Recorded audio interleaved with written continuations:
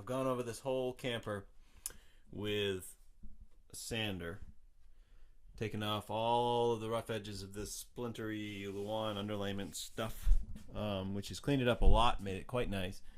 As far as I'm concerned, I'm going to make it look like $10,000 instead of $1 million.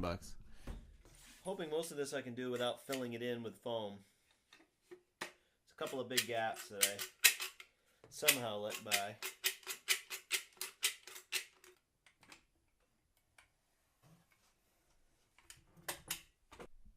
Well, yeah, got all my caulk laid out, looking good. Little fat in places, but that's okay. Wait till you see it when it's finished. Looking forward to getting a coat of paint on it tomorrow.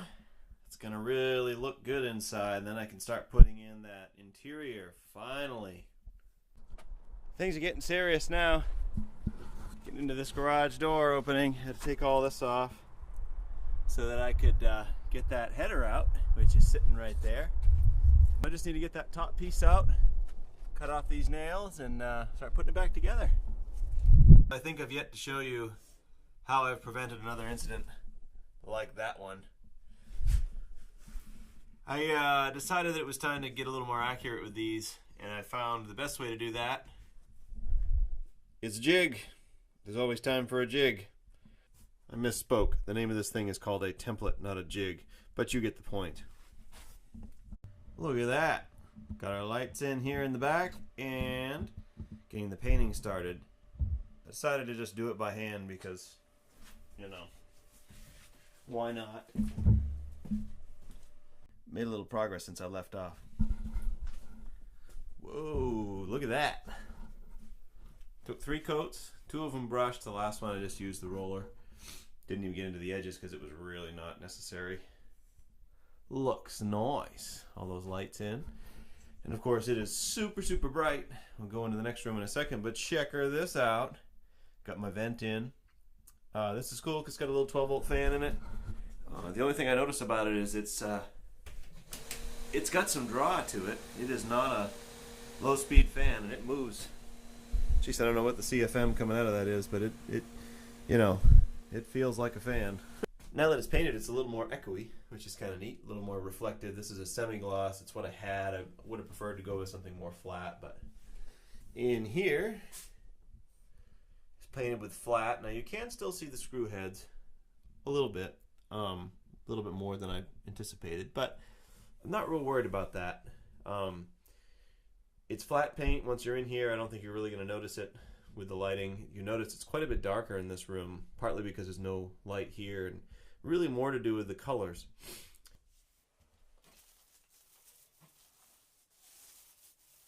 There we go.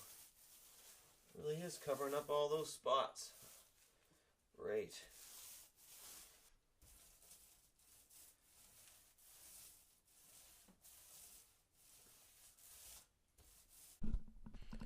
It always happens. Just when you think you got the best color scheme ever, you decide to change it. That front section, the flat paint was that Glidden, not very good paint, and was not covering the way the white stuff is. So I decided to change from that. Also, I was thinking this is a semi-gloss, and even though you're going to see the imperfections a little more, it'll be a lot more scrubbable. You know, I imagine, you know, with a ceiling this low, there's going to be handprints and head prints and grossness on the ceiling from time to time. Same as the rest of it. It's so small you have to touch the edges of the box frequently. So I should be able to go. Yeah, okay. It's going to be a tight fit, that's for sure. Yeah. How close is it to? Oh, it's going to fit. Okay. Sweet. Nice installed seat. It is obviously a little kind of crappy looking right now due to the upholstery being really dirty. From here you can see it goes into that opening a fair amount, but not really that bad. And then on the outside you can see how I attached it. Used a bunch of carriage bolts. 1, 2, 3, 4, 5 to be exact. Got all the wiring done here for the everything but the furnace. Here's where my fuses are, all tidied up, and then right over here is my solar charge controller, which of course is not doing anything for a while. Alright, so the seat is drying, hence the dehumidifier. It doesn't look all that good, but I'll show it to you later. I may have to put a cover on it or something. But you can see what I've done with the furnace here.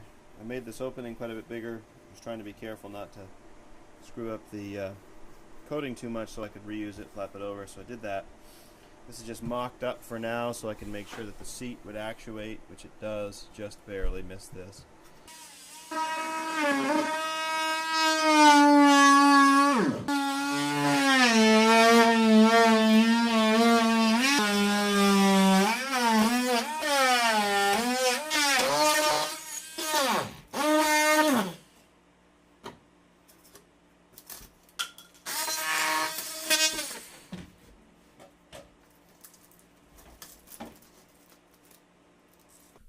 Moment of truth here. I'm all installed.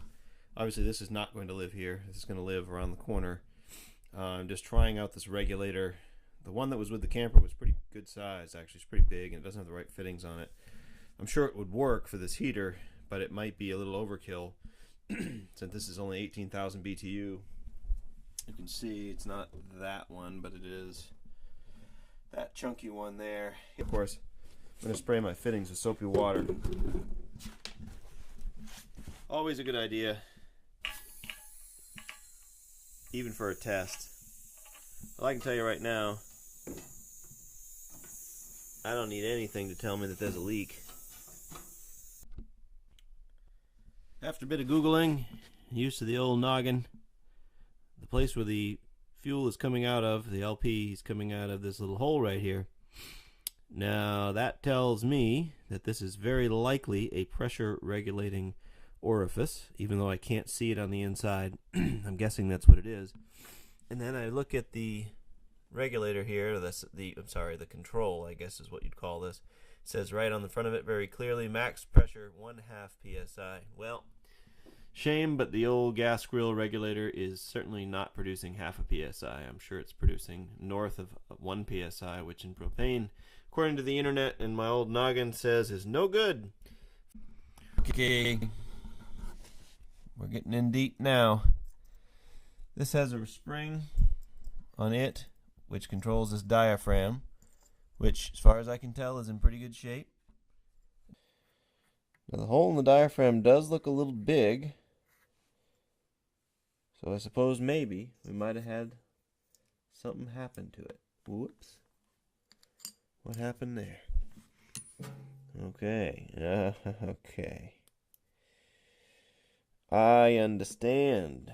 Now, this little guy right here is the remains of this rubber gasket thing, which is, at this point, no good, because this is supposed to be hooked in like so, and then the spring holds it from going forward. Interesting. Okay, I was actually able to repair this thing with some silicone on this, and if you notice, it's actually pretty stout. But the last thing I want is to have a fire in a motorhome, because I wasn't willing to spend $35 to replace this part.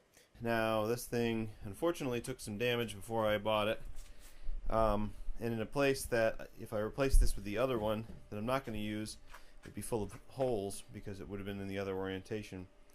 So I'm going to replace it with some 1/2-inch plywood. That'll be good enough. This thing's come a long way since the last video series on it.